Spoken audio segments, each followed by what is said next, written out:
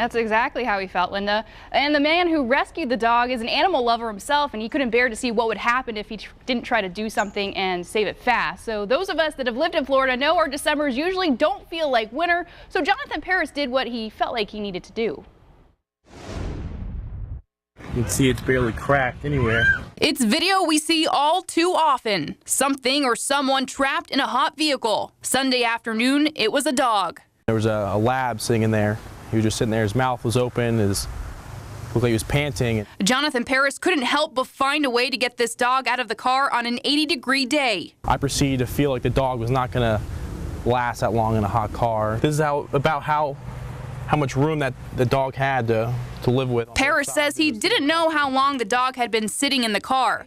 One bystander told him it had been over an hour.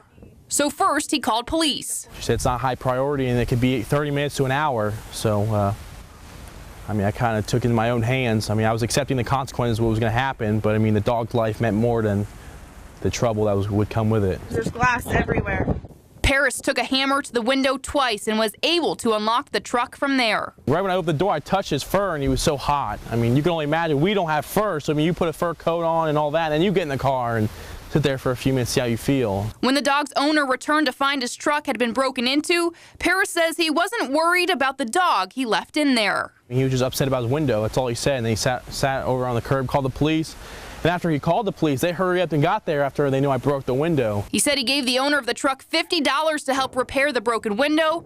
For him, it was a race against time, and he has no regrets. I would do it again for any kind of animal, any kind of child, anything. So I wouldn't even think twice about doing it again.